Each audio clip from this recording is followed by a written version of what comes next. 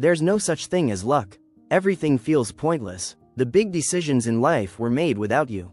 You're just walking through the scenes, doing what's expected, saying the right things, going through the motions, and maybe the worst part, it doesn't even hurt anymore. The numbness has become normal. The silence in your chest? You barely notice it. Let's talk about that. Why it feels like nothing really matters anymore. And why that feeling might not mean the end, but the beginning of something you haven't seen yet. We're not living in a time of meaning. We're living in survival mode. Every day feels like a math problem you're solving blindfolded. Everything costs more, everything moves faster, and no one tells you what any of it is for. You're not asked what makes you feel alive. You're asked how fast you can deliver, how much you can take before you break. So you shrink, you stop dreaming, you keep your head down, you stop asking questions, and the longer you live like that, the harder it becomes to remember what hope even felt like. Someone smiles at you, a stranger holds the door, you hear your favorite song in a random store, and for a second, something flickers. A memory, a moment, but it's so small, you push it away. These aren't miracles, but they are signals. They're tiny reminders that your world is still breathing, that there's still movement happening behind the curtain. We've just been taught that only the big, dramatic moments count. If it's not huge, if it's not impressive, we think it doesn't matter. But what if those little moments are the whole thing? You think if you just work harder, push more, do it all right, you'll win. You'll earn peace, you'll earn love, you'll earn the feeling that your life makes sense. But some doors don't care how hard you knock. They won't open just because you deserve it. That doesn't mean give up. It means, stop gripping so tight. You can suffocate your own peace by trying to control everything. You can delay the good things by demanding them. Sometimes, life flows better when you stop fighting the river. It doesn't mean float aimlessly. It means, trust your ability to float at all. In 2018, a man from New Jersey returned a $5 bottle of orange juice. His wife told him it was too expensive. He agreed, he took the refund, and with that same $5, he bought 2 lottery tickets. The next day, while getting his car washed, he stopped at a 7-Eleven. He checked one of the tickets. He had won $315 million.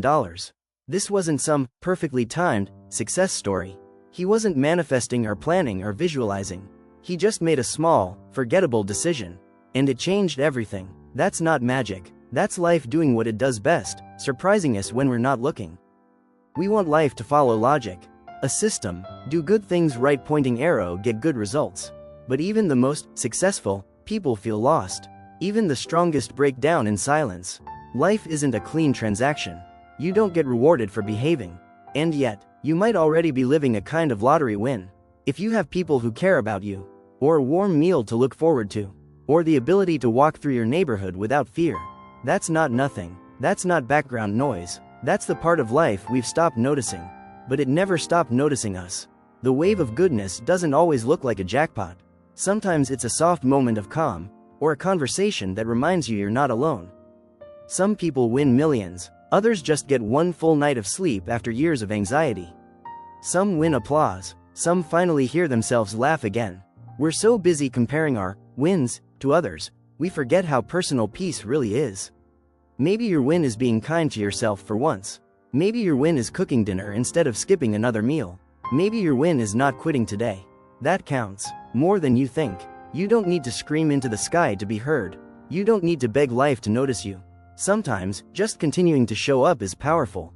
Just brushing your teeth, just texting someone back, just going for a short walk when your body feels heavy.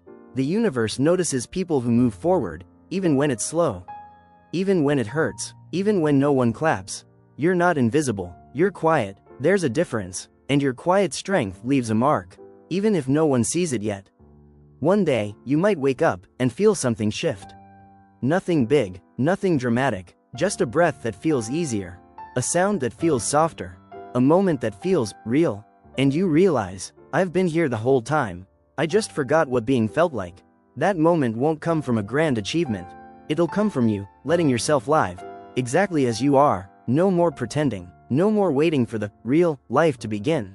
It's already here. It always was.